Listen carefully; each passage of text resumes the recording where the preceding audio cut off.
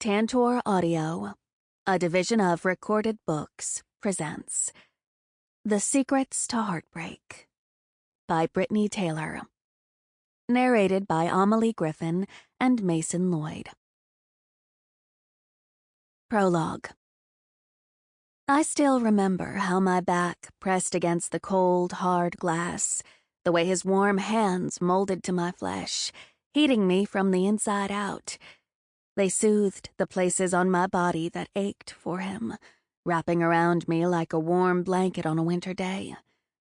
The way Colton moved me from the bar counter to the tabletop, savoring every inch of my skin, never fully deciding if he wanted to use his hands or his mouth. Our secret was spoken out loud, the words dangling between us in an invisible contract. He sealed our secret with unrelenting kisses and illicit touches. In truth, our secret was only supposed to be the one time. Colton could never give me more, and I understood. Or, at least, that's what I've told myself since that night in the restaurant dining room. He's my brother's best friend, and, by his own admission, too busy to ever take our relationship further. I was used to being in second place.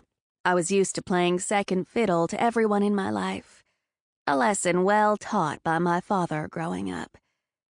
It was supposed to be easy to keep this secret to ourselves. We chose to bury it, the memory now etched into the wood of table number 8, situated in the middle of the dining room of his restaurant. Now, that's all that's left. Memories. Although it's been over a year since I've felt Colton's lips pressed against my skin, sparking my insides like a firecracker, I haven't been able to stop thinking about him, or our secret. That's the thing about secrets. They aren't meant to be kept forever. Secret number 1. I've never been very good at letting go of the past. Chapter 1. Veda. Table number fucking 8. Every time I look at it, my body immediately reacts. What's it called? Muscle memory? I've heard about it before when talking about people learning to walk again or when you lift weights. But could it be true for people you've slept with? I've never had to learn how to walk again, and the thought of going to the gym specifically to pick things up and put them down couldn't sound any more awful than it already does. But muscle memory from sleeping with someone? It's a possibility. And if it is, I'm fairly certain that's what I'm experiencing. It's pretty fucking stupid, actually. Part of me is thankful today is my last day at my brother's restaurant, if only for the sake of not having to look at table number fucking 8 every single day. Remember, your shift ends at 6. After that, we're celebrating. It's 6 right now, I tell my best friend, Sloane, as I fill a few glasses of beer, for table fucking 8. Oh shit, she says, spreading her eyes wide. She quickly grabs the beers from my hands and nods toward the computer behind me. Clock out. The beer foam spills over her hands, dripping onto the floor. I freeze, my body stiffening in shock at what she just did. She hasn't always been the best at bartending. She's been working here for the past 3 months. After Colton hired her, she started seeing my brother, and they've been together ever since. I have a feeling Sloane is here to stay, since she's the only one who's managed to bring Dallas back from the dead, and he wouldn't take a chance at screwing that up. She also happens to be my best friend. I watch Sloane as she puts the glasses down on the counter and grabs a fistful of napkins, hastily cleaning off her fingers. It barely does anything before she tosses them in the trash and picks up the beers again. She nods toward the computer again when she sees I haven't moved. I'm serious, Veda. Clock out. I've got this. Do you?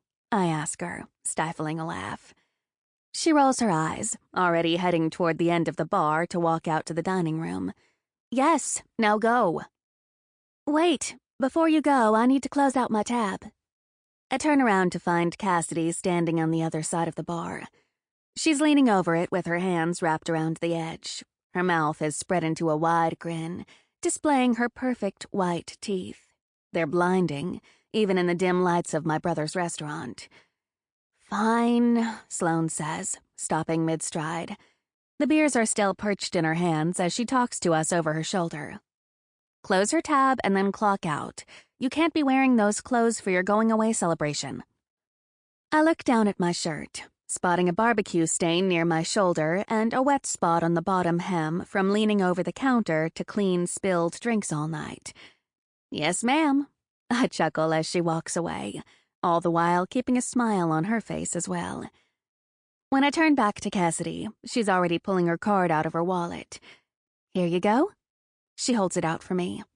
Her long blonde hair is pulled back into a high ponytail, the ends dancing across her bare back. She's wearing a thin strapped tank top, her gold necklace resting against her chest. Her lips are painted a pale pink, the same shade as her cheeks. Cassidy is a photographer for the Daily News. Our newest hire, she's only been working at the paper for the past month. Even though I've just been popping in every now and then, writing articles whenever I can find the time while working at the bar full-time, Cassidy and I became quick friends. She's younger than me and fresh out of college, but I like her. She fit in easily, and I know she's here waiting to celebrate my last night at the bar with me before I go back to the paper full-time. I swipe her card for the 2 drinks she's had since she sat down an hour ago. By the time I give her card back and she signs the receipt, Sloane's already returning. This time her hands are now full of dirty dishes. "Did Cassidy cash out?" Sloane asks, dumping them into the bin we keep behind the bar to save us from always having to run back into the kitchen. "Yes," I laugh, giving Cassidy a side glance in response to how Sloane is rushing me. "Good. Get out of here and go out back. Colton's taking you home to change while we close up. It'll be an early night for us." Why is Colton taking me? My heart skips a beat. See? Pretty fucking stupid. "Because Dallas is out grabbing the rest of the supplies for your party," she explains. What supplies he needs, I have no idea. "And I'm here covering the front," Sloane adds. "The kitchen isn't serving food anymore, so Colton's the only one who is free." I open my mouth to object, knowing full well I can drive myself, but I don't. I can tell how excited Sloane is for this party. I stop arguing with her and clock out, mostly because she saved me from having to walk to table 8, forcing me to remember how Colton's tongue slid between my... Fuck, I gasp when I suddenly slam into a firm wall of muscle. I look up, and my eyes land on familiar ones staring right back at me. Light brown irises narrow as he presses his lips together. Hot breath comes out of his nose as he stares at me, his lips separating just enough for him to blow it across my skin. I must not have seen him push through the door connecting the bar to the kitchen. "There you are." He lifts his hand and gently grabs my arm. His warm, strong fingers wrap around my bicep as he pushes back through the door, pulling me to the back. Maybe going to the gym wouldn't be such a bad thing. The way Colton's fingers easily press into my flesh has me reconsidering the idea, but only for a few seconds. His touch is soft. Too soft. "What are you doing?" I ask, trying to keep up with him. He wraps his arm around me, leading me through the kitchen and down the small hallway that opens to the back porch where all the smokers are. I look up at him, catching how his light brown hair moves across his forehead as he walks, flecks of gold peeking through the strands under the warm light. He's wearing his black-rimmed glasses as usual. They're sliding down the bridge of his nose a little. He catches it and pushes them back up with his finger. The stubble lining his nearly perfect chiseled jaw has grown out, leaving a short beard. He twists his mouth, and I can't help remembering how once upon a time, long ago, those same lips were pressed against me. I'm doing it again. Fuck. My mind always seems to wander back to our secret when I'm around him. It's been over a year since I've been with Colton in that way, but time doesn't seem to matter. I still think about it. Colton is not only my brother's business partner and co-owner of Dallas's BBQ and Brew, he's also my brother's best friend. For a time, I considered how my brother would take knowing Colton and I have been closer than what he assumes we are. But deep down, I don't really care. I'm old enough to handle my own relationships. Plus, Colton's been clear in letting me know he's always felt the same about me. My thoughts haven't always been one-sided. After our one night, Colton would come over to my place. We never went too far, always pushing the boundaries. We'd order dinner and watch a movie. Sometimes I'd fall asleep with my head in his lap and his hand on my hip, his fingers dancing close to the waist of my pants. As the year has gone on, those nights have become scarcer the more Colton's been involved with graduate school and running the restaurant. Still, he finds his ways to touch me, like right now as he wraps his arm around my waist, keeping my body pressed against him. Most of the time, it's been at work, brushing past me in the refrigerator in the kitchen, leaning over me to grab a few coasters from behind the bar. Every day he's found an excuse to touch me. We've simply never acted on it because we remember the deal we made. The deal that our secret would only be the one time, never again. Instead, we allow ourselves to indulge in moments like this, pretending we aren't scavenging for some sort of loophole in our deal. We agreed we wouldn't sleep together again, not that we wouldn't touch each other. Colton doesn't answer my question of where he's taking me. Puffs of smoke continue to pour out from the small chimney of the smokers, the leftover embers still smoldering from cooking meat all day. But it isn't the smokers that have me surprised. It's how Colton's truck is parked out back. The engine rumbles and the doors are propped open. He's parked it so the passenger door is open on the same side where I'm standing. He lets go of my arm and stands by the door, holding it open for me. I swallow my nerves as he stands in front of me in his usual torn jeans and faded black Dallas's BBQ and Brew t-shirt. His shirt stretches around his broad muscles, his forearms swelling as he holds onto the door. "Get in." He nods toward the open door. I cross my arms over my chest and narrow my eyes. "Are you kidnapping me?" "No, I'm not kidnapping you. What the—" He shakes his head, holding out his hand. "Just get in. If you don't, Sloan will kill me for not bringing you back here on time." I step toward him, kicking up the dirt along the way. "I have my own car here. I can drive myself." "You can?" He holds out a hand. "But where's the fun in that?" I give him a pointed look. "Fine." I unravel my arms and step up into the truck without grabbing his hand, and he laughs, then closes the door behind me. He climbs into the driver's seat, not wasting any time leaving the restaurant.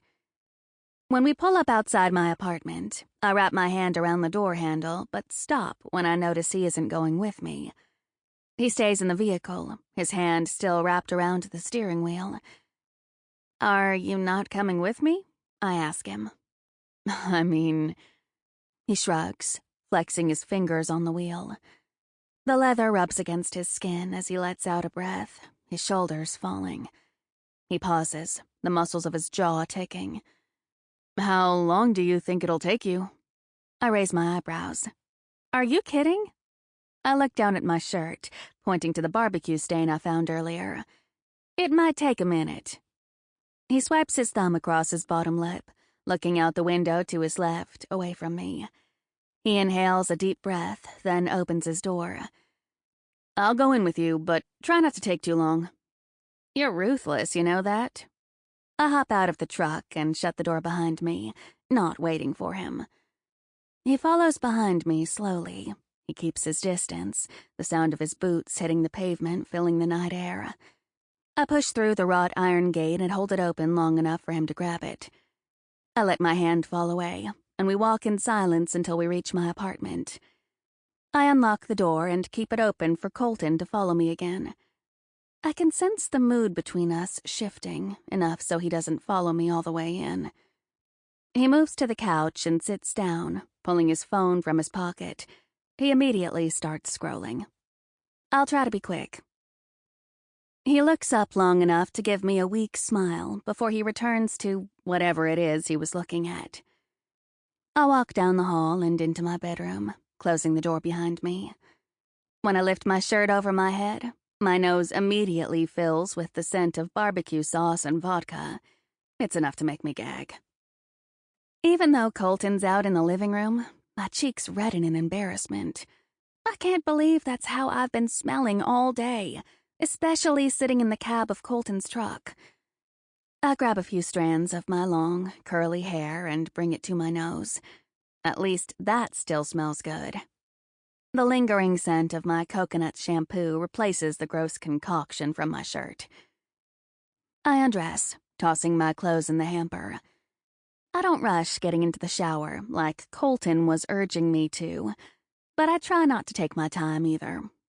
Once I squeeze a dollop of shampoo in the palm of my hand, I'm quick to work my fingers through my hair. As I rinse it out, I start thinking of what they have planned for my last night celebration. Sloan said Dallas was out getting supplies, and honestly, the thought of what it could be terrifies me. When I'm finished quickly shaving my legs, I rinse and step out of the shower. I wrap a towel around myself, tucking the corner in over my chest. I step out into my bedroom, gathering my hair into my hands, pulling it away from my back. Shit. I try to pull again, realizing my hair is somehow tangled in my necklace. I look down at the diamond resting in its rose gold setting. It's a necklace my mother gave me when I graduated college 3 years ago. I try to turn the chain around to get a better look at how it's tangled, but I can't. There are too many strands caught around the clasp for me to be able to pull it out or undo it.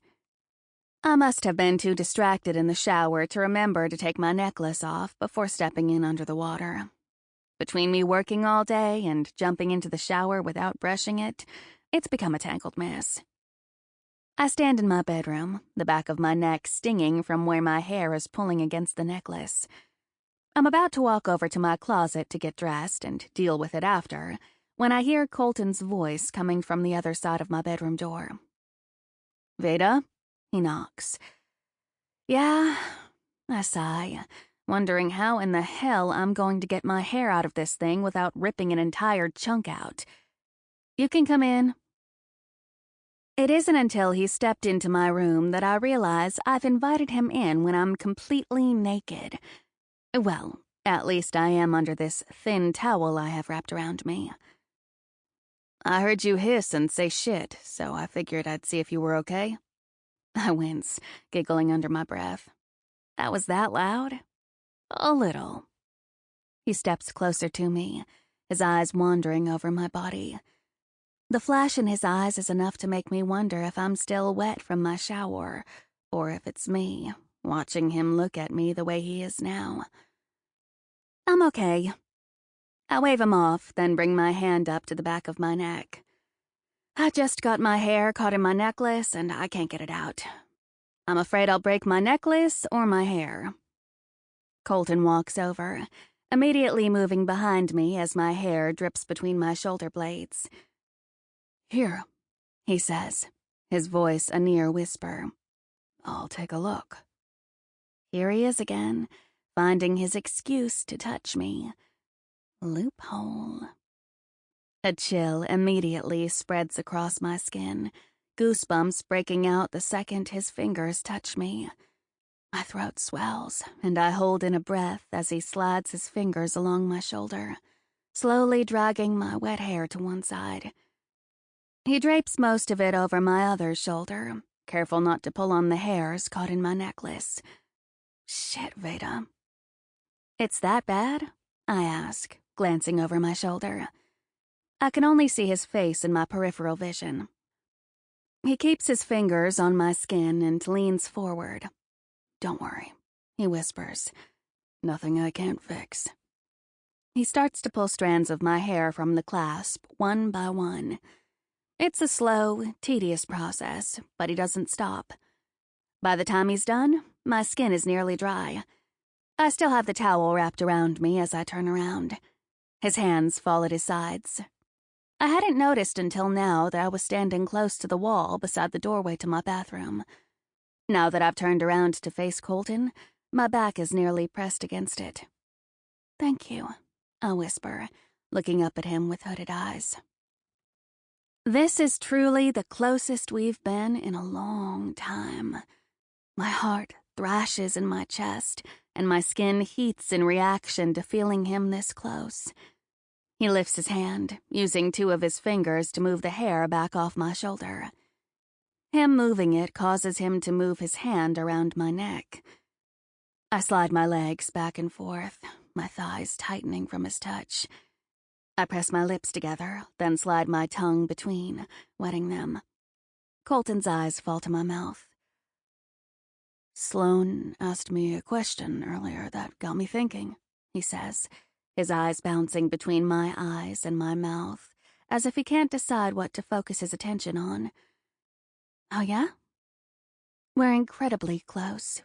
Too close for 2 people who aren't meant to be close. The issue with me is I want to uphold my deal with Colton because I shouldn't want to be with someone who can't give me more than he's willing to give. But it's also hard to stick to it when he's this close.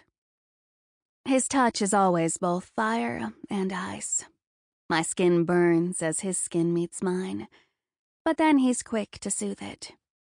Like him, I can't decide what I want to focus on. "Yeah," he says. "She asked me if I was going to miss you working at the bar." I giggle. "And will you?" He smirks, the corner of his mouth tilting as he lifts his hand, swiping a drop of water still above my eyebrow. "I haven't decided yet." I push against his chest. "You're the worst." He laughs, wrapping his hand around mine. I believe there was a time when you didn't think so." Loophole. There goes another one. Colton's hint at our one time is different than outright speaking about it. Our deal was never to speak of it again, and that's just what we're doing. Or at least we're telling ourselves that. The longer I stand here in nothing but a towel with his body nearly pressing against mine, the harder it is for me to decide what to do. I search his light brown eyes, the ones that are almost the same color as his hair, and try my hardest to put my head before my heart. Maybe I can find another loophole, one that'll guard both. Chapter 2. Colton. Table number fucking 8. I walk past it as I head toward the bar. I lean over the edge, reaching back for an orange slice from the garnish tray Dallas keeps by the well. I bite into it and turn back around to face the dining room. I lean back, resting one elbow on the counter as I chew on the fruit, pulling it away from the peel with my teeth. I try to avoid looking at table number 8 because Veda is all I can think about every time I do.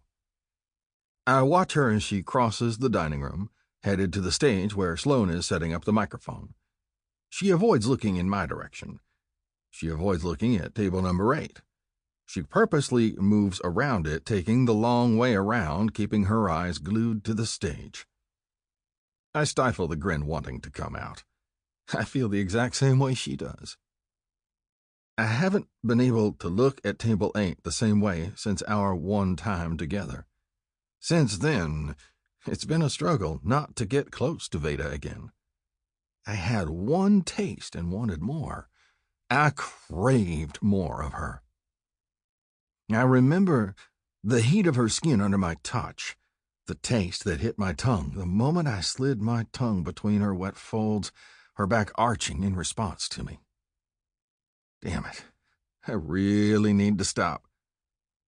She's my best friend's little sister, not exactly off limits, according to her brother. I don't think Dallas would care if he knew about Veda and me. I have a feeling he might already know. My reservation about us is more due to the fact that the restaurant and school are my whole life. Veda deserves someone who can put her first, and I know right now I can't exactly give that to her. Or at least, I don't think I can. I just can't think of a way it can work.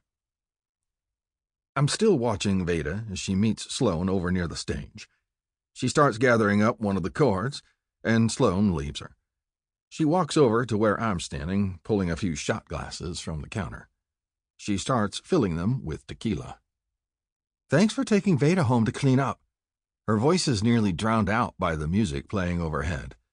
Although it's quieter than when we're open, it's still loud enough to muffle even the loudest of voices. Country music blares overhead as Dallas emerges from the back, standing beside Sloane. "It was no problem." I'm lying. It was a big problem. Admittedly, I didn't rush to answer Sloane when she asked if I'd be able to take Veda home to change out of her work clothes before bringing her back here, mostly because I know when Veda and I are by ourselves, we test the waters more and more. It's as if we've both buried our secret, pretending it doesn't exist. Instead, we push the boundaries, never taking it far enough to be considered anything. A relationship? No. A one-night stand again? Nope. Our touches are both innocent and dangerous at the same time. I watch Veda as she bends over, her curly hair falling off her shoulder. It covers her face like a curtain, and I'm immediately reminded of what it was like being in her apartment earlier. She stepped out of the shower, and I heard her curse. I remained on the couch for a moment, curling my hands into fists. I didn't want to go back and see her, risk seeing her in nothing but her long hair cascading down her back, her skin damp. But like a moth to a fucking flame, I went anyway. Thankfully, she had a towel wrapped around her at least. My cock nearly sprang to life at the sight of her, and I tried to keep it calm as I helped untangle her hair from her necklace. Afterward, I told her we needed to leave, or else we truly would be late. Ever since then, I've had a difficult time forgetting the way my fingers grazed her wet skin, and my dick has been hard. I take my attention away from Veda and watch Sloane pour the rest of the shots, placing the tequila back on the shelf. If we hang out in here too long, people will start thinking we're still open. "I didn't plan on staying in here," she says. Dallas loads the shots onto a small drink tray. "Where are we going?" I ask her. She nods her head back toward the swinging door to the kitchen. I set up chairs and string lights on the side patio. I even made a fire pit in the middle of it using some of the pecan wood from the smokers. "This is nice of you, Sloane." Dallas leans down and gives her a kiss before heading to the back. Sloane nods toward Veda. She's still wrapping up a few cords, carrying one of the amplifiers over to the corner of the stage. "Cassidy is meeting us out back, and I asked Veda if she didn't mind cleaning up the stage for me while I made the drinks." "Do you need help?" She shrugs and pouts, her eyebrows dipping in concentration. "Not over here, but you can get started on the fire out back." "Sure." I give Sloane a smile before looking over my shoulder at Veda. I turn back to Sloane. "Dallas is right. It is nice of you to do this for Veda." Sloane grins and shrugs. "Of course. I love her, and I thought she could use a send-off party since she put so much time into the restaurant after Haley died." "She has." I nod, thinking back to the day Veda offered to help me open the restaurant after Dallas lost his wife, Haley. The three of us were caught up in our grief, not knowing where our lives were going. I guess when you lose someone you love, they take a piece of you with them. Then you're left to rearrange the pieces that remain, hoping it'll resemble the life you had once before. I'm assuming that's what Dallas had to learn to do, build a life of his own, with only the memory of Haley. I leave Veda and Sloane inside, meeting Dallas out back. We start arranging a few of the logs from the smoker, making a makeshift fire pit in the center of all the chairs Sloane has set up. I've placed the last log onto the pile when my phone vibrates in my pocket. I pull it out and see a text from my brother Ryan. I read it, resisting the urge to roll my eyes. Instead, I scoff and shake my head, sliding my phone back into my pocket. "Who was it?" Dallas asks, chuckling. I wave him off. He was... Sample complete. Ready to continue?